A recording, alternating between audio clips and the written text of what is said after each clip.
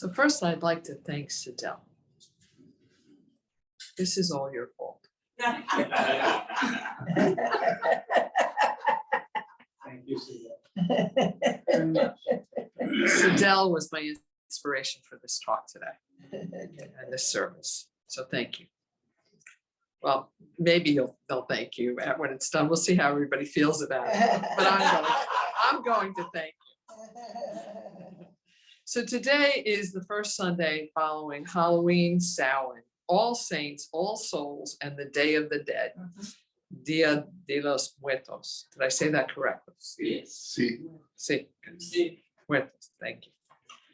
And we've just turned our clocks back, right? That's why we're here. Otherwise, we'd be early or late. I'm not quite sure how that works. And we're preparing for the darker days to come. Right? We're in that space. So what is it about this time of year that would invite people to celebrate Samhain, All Saints, All Souls, all these things? Well, it's a time of year where many cultures believe that the veil between heaven and earth becomes thin. You know, I find it fascinating that from my childhood to now, how Halloween has become such a gigantic holiday in the United States. And I think a reason that it has become so significant, aside from the corporations figuring out how much money they can make on it, is that Halloween gives our Western culture permission to play with the one subject that is most taboo, a topic we Westerners tend to avoid at all costs: death, the D word. The question for all of humanity, pretty much from the beginning of time, from eternity really, is: does life end? Or is there a part of us that changes form and continues on? Now, though death may be a topic that's also often avoided in the West, in Asian, African, Middle Eastern, and indigenous cultures globally, along with an array of others, they live in intimate awareness of death. And they also live in relationship with their loved ones that are on the other side of the veil. So for me, growing up, the question, does life continue to exist, was often discussed in my home. My mother was fascinated by the possibility of the continuation of life.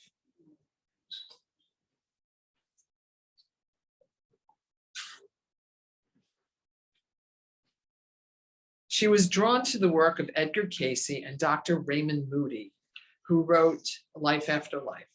I'm going to talk more about that book later in this service. So reading that book, Life After Life, awakened my interest in whether we are more than just our bodies, and perhaps maybe we're spirit as well. But then I had a personal experience that changed my life and the way I saw things. At about 20, when I was around 20 years old, I left home. I got an apartment in New York. I worked with my parents. My father had a very small immigrant business in the city. It was just a family that worked there, him and I and my mom. And they would commute from New Jersey into work, and I'd take the train in. And so one night I had a dream, one of those dreams that was more clear than being awake. And I dreamt I was with my friends partying, which is what I did at that age, a lot. And I dreamt that my hands and my wrists were falling apart in the dream. And it kept falling apart. So in the dream, my friends were trying to get it to stay back together in one piece. And it wasn't working. They kept trying and trying. So eventually they gave up, and we all went to Columbia Presbyterian Medical Center, where the doctors managed to put it all back together. Okay, odd dream. I woke up the next morning, and I went to work. And when I got there, my father said, "Don't worry, Mom, don't worry. It's all right. But Mom fell last night in front of the house. She broke her wrist She broke her wrist, and we spent the night at Columbia Presbyterian Medical Center. I said, you sure she's okay? I go, which wrist? He said her left one. Okay. So I was forever changed by that experience. What happened? What happened? What happened that night? How was I experiencing what my mother was experiencing simultaneously? How could it happen? How were we connected? It was clear to me that the connection my mother and I had was beyond our bodies. That was evident. And something to me was clear that we were more than just our bodies. I then started to look at life and death with new curiosity. I was an atheist at the time. It changed the way I looked at life, but not necessarily religion or God. Since then, I knew there was something more. What it was, I didn't know. And so throughout my life since then, I have had many, and I'm not going to go into them all here now because we certainly don't have time. I've had certainly many experiences of precognitive dreams and other unexplainable events which are beyond the possibility of coincidence. These things happen with people I loved on this side that are alive and that are on the other side. And the quality and impact of these experiences was the reason really that I came into ministry. Now, I recognize that being a UU congregation, many of us might be uncomfortable with the idea of exploring that we're more than flesh, or that flesh continues, or that we're spirit as well. So I want to recognize that and invite us to just explore it for those that might be uncomfortable with this, to take a chance to just think about it. So Dr. Raymond's book, the one I mentioned earlier, Life After Life, was published in 1975 and was one of the first popular books on NDEs, near-death experiences. And according to a Gallup poll taken, I think it was in around 2010, 8 million Americans had claimed to have had near-death experiences and regard them as proof of an afterlife, a parallel or spiritual realm many say feel more real than this one. Dr. Moody told CNN in an interview that among people who have had such experiences, conviction that an afterlife transcends the particulars of religion. So I've read dozens of books on afterlife or even past life regression. All the material that could be anywhere related to this. This has been an interest of my life. And if you've not heard of near-death experiences or not been exposed to what are the common experiences of it, here are a few. So many people share these common things. They realize that they are all of a sudden witnessing their body from outside of it. If there was an accident, they are witnessing their body outside of it. Any pain they were feeling is gone.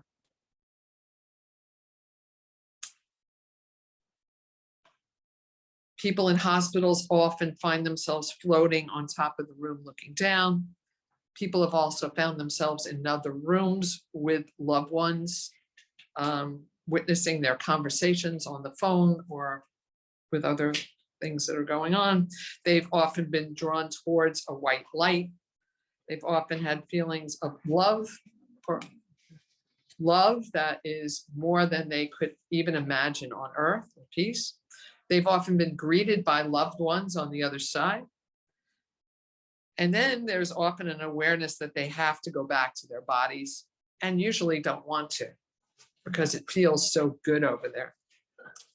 But often there's a pull of someone that loves them, pulling them to return. And there's a resistance to go back.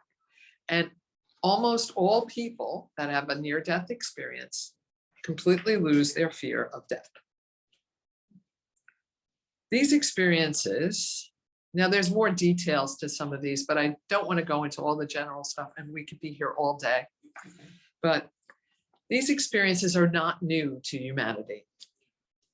I didn't pull out the scriptural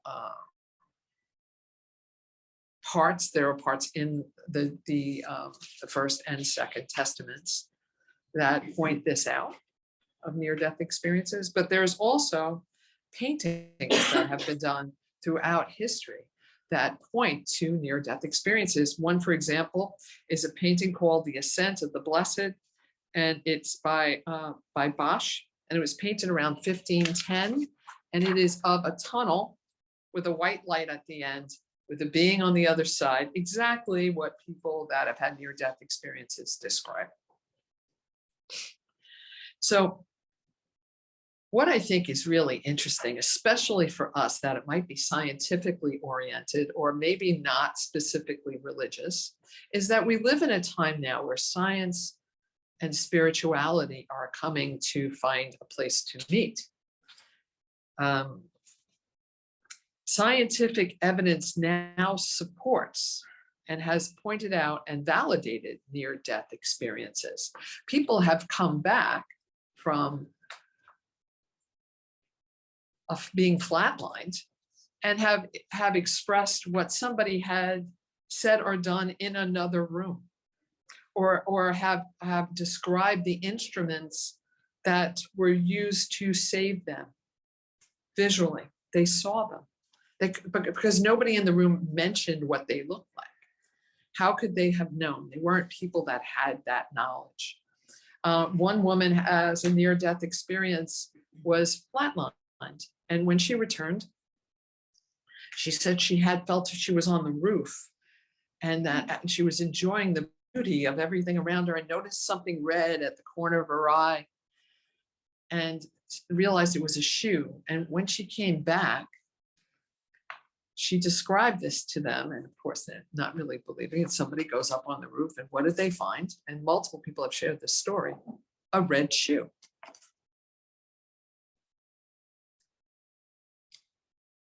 So one of the interesting books, there's just a plethora of information that is available now, but one of the books, I brought it with me. Well, here are two great books on that talk about near-death experiences and that sort of thing. But Proof of Heaven was written by Eben Alexander, who is a neurosurgeon. A neurosurgeon who was more so an agnostic, and he only believed in anything that could be directed through science as truth, right? So he had meningitis. He had got hit with an extreme case, I don't remember how you call it, but whatever the kind of meningitis that will bring you into a coma like this, and it did. And he was in a coma. They were going to end his life support. And he eventually survived, and it was about 6 days. Oh, this is another great book, On Life After Life by the great Elizabeth Kubler-Ross, who talks about it, the expert on it. She talks about it. But we'll talk more about this in other conversations. Anyway, so Dr. Eben Alexander, when he came out of it, knowing as a neurosurgeon, and this is a Harvard neurosurgeon, it's not, you know, it's not from a doctor in Kentucky. This is like the top level neurosurgeon, not to disregard Kentucky doctors. But, if anybody from Kentucky is listening, I'm sorry.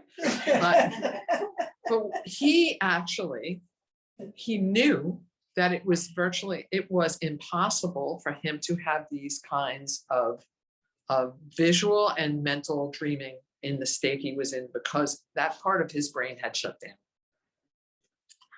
And another bizarre thing had happened that truly validated his experience beyond anything he could express, is that while he was having in his near-death experience, and it's lengthy, and you could find a lot on this on YouTube, or you could read the book, interviews of his, he talks about how he was greeted by a being that loved him very, not desperately, but deeply, sincerely. And it was a beautiful woman. It was a face he didn't recognize. And she companioned him and helped him on his journey in this near-death experience. And he often thought of her. And the thing about this surgeon is that he was adopted and didn't know his birth family. And after his near-death experience, he was connected with his birth family and found out that he had had a sister who had died just a few years previously. And when he saw the photo of his sister, it was that being that he saw that greeted him and accompanied him. So this man is completely like, it's very interesting to hear his conversations about it, but he then moved his thinking, well, it's not all specifically science, but in a sense, this is science. There's something he saw, and then there was proof to validate it. I guess that's why he calls his book Proof of Heaven.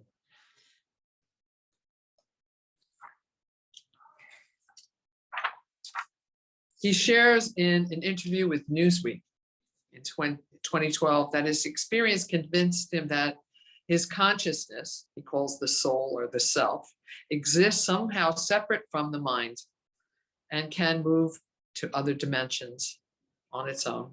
This world of consciousness beyond the body, he wrote, is the true new frontier, not just of science, but of mankind itself.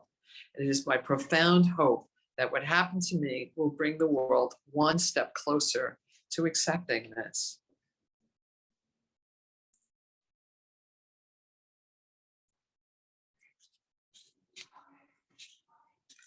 Dr. Raymond Moody shares that a lot of people who talk about, they often talk about encountering a being of light. Okay, this being, often Christians might identify it or relate to it as Christ or Jesus. Many Jewish folks might identify it as an angel. You'll hear the same thing about this being of light, and different people of different maybe religions or belief systems give different identity to what this light might be. But people in China, India, Japan, all these countries also meet with this experience of light. And they all describe it as complete love and compassion.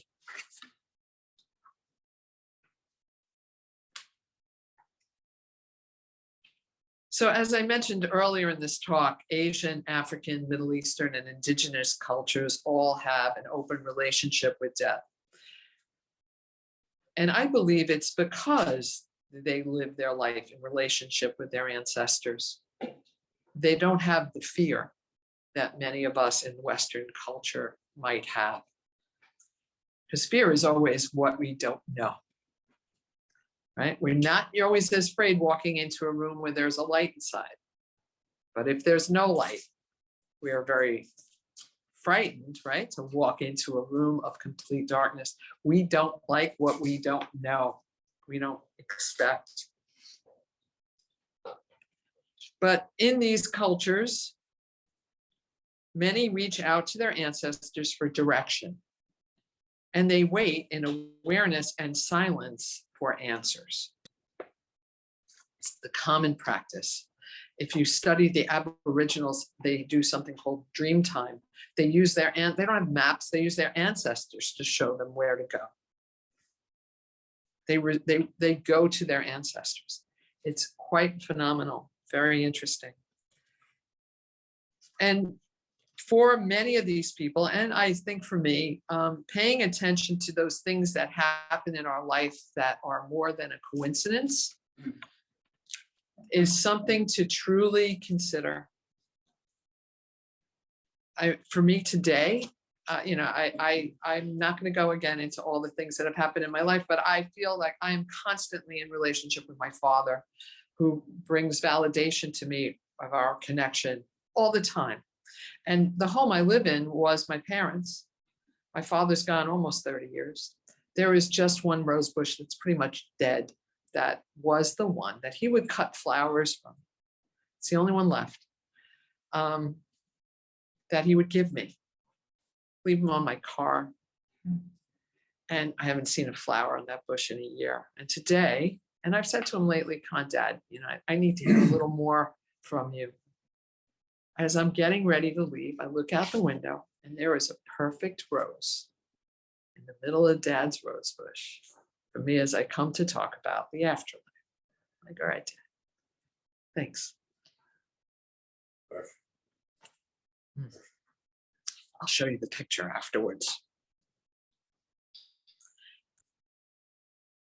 Crowfoot, the leader of the Blackfoot Nation, shared this. He said, "What is life? It is the flash of a firefly in the night.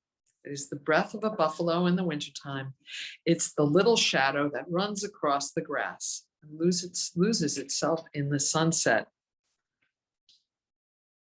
Near-death experiences or other unexplainable experiences of connection or knowing something that we could not possibly know beyond our bodies are not uncommon.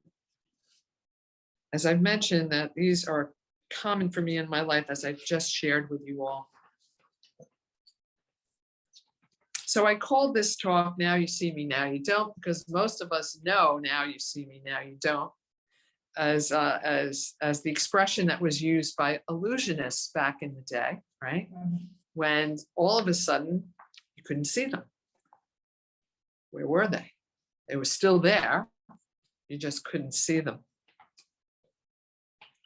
So in closing, as we come to the end of this talk today, I invite you to give thought to where in your life have things happened to you where you have felt a connection in ways that are just beyond this earth. We are a group of atheist, agnostic, religious, non-religious, spiritual believers, and non-believers. And there's room for all of it, for all of us. Your experiences, your lives, your connections are valuable, not just to yourself, but to all. That's what makes us a congregation community, that interconnectedness. So let us recognize the blessing we have to be able to join together in our extraordinary uniqueness to explore these kinds of questions with loving and open hearts. May we be each other's companions as we deepen our lives and our experiences together. May it be so. If you like this video, please like us on YouTube, subscribe to our YouTube channel, and click on the bell to be notified whenever we post a new video. Thank you.